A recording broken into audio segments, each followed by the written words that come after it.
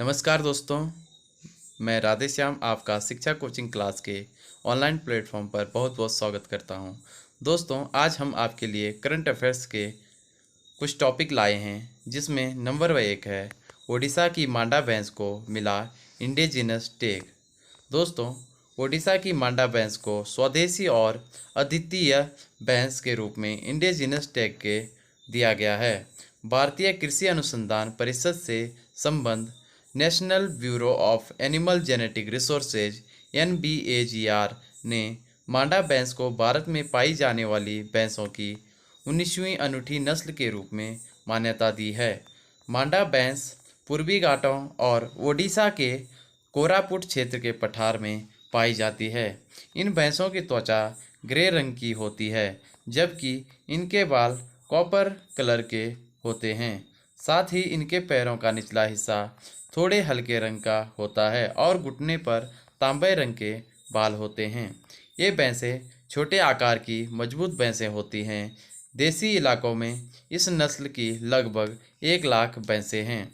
ये राज्य के कोरापुट, मलकानगिरी और नवरंगपुर जिलों के अपने मूल स्थान पर रहते हैं और साथ ही जुताई और अन्य कृषि कार्यों में भी उपयोग की जाती हैं। मांडा भैंसें लगभग 3 साल में परिपक्व हो जाती हैं और इनका जीवन काल आमतौर पर 20 वर्ष का होता है। इनमें परजीवी संक्रमण प्रतिरोधी क्षमता अधिक होती है, साथ ही ये कम रोग प्रवण होती हैं। ये कम लागत पर भी उत्पादन में सहायक होती हैं। इस विशेष दर्जे के मिलने से इन भैंसों के संरक्षण को बढ़ावा मिल सकेगा। गौरतलब है कि इससे पहले भैंसों की 2 नस्लों चिलिका और कालाहांडी, 4 महेशी नस्लों बिंजारपुरी, मोटू, गुमुसरी और खरियाल और भेड़ की एक नस्ल केंद्रपाड़ा भेड़ को राष्ट्रीय स्तर पर पंजीकृत किया जा चुका है।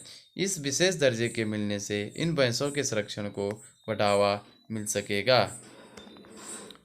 दूसरा जो करंट अफेयर्स का टॉपिक है, अफ़गानिस्तान में नई सरकार का गठन।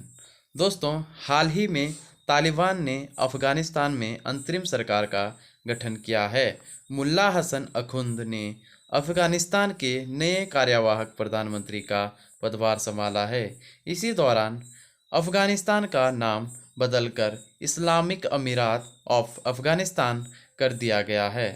तालिबान सरकार के अन्य प्रमुख मंत्रियों में शामिल हैं उप प्रधानमंत्री मुल्ला अब्दुल गनी बरादर, उप प्रधानमंत्री अब्दुल सलाम हनाफी, गृह मंत्री सिराजुद्दीन हक्कानी, विदेश मंत्री मुल्ला आमिर खान मुत्तकी, रक्षा मंत्री मुल्ला याकूब मुजाहिद, वित्त मंत्री हैं मुल्ला हिदायतुल्ला बदरी, शिक्षा मंत्री शेख मौलवी नूरुल्लाह मुनीर, उप विदेश मंत्री शेर मोहम्मद स्टेनकजई।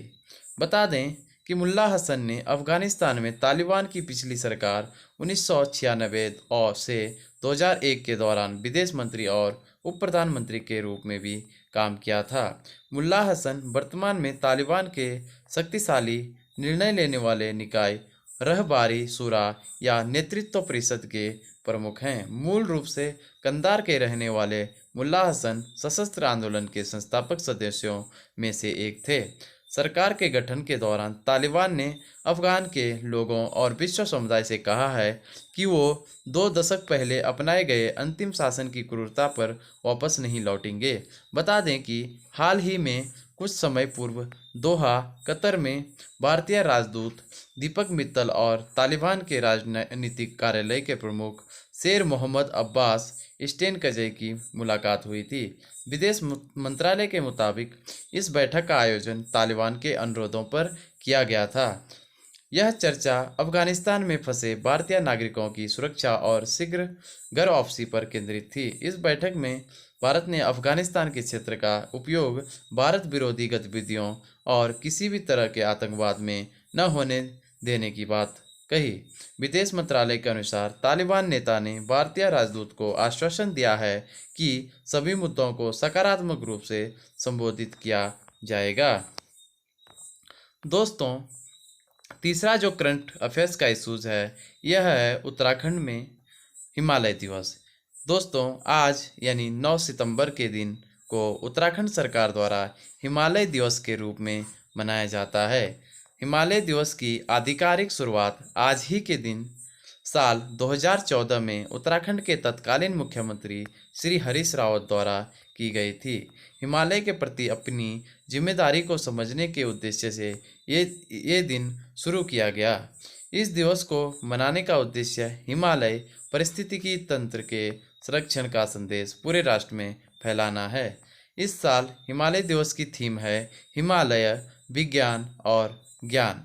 कल दिल्ली विश्वविद्यालय के 100 वर्ष पूरे होने पर आयोजित एक कार्यक्रम में केंद्रीय मंत्री किरेन रिजिजू जी ने कहा कि सरकार हिमालय और पर्यावरण संरक्षण को लेकर गंभीर है।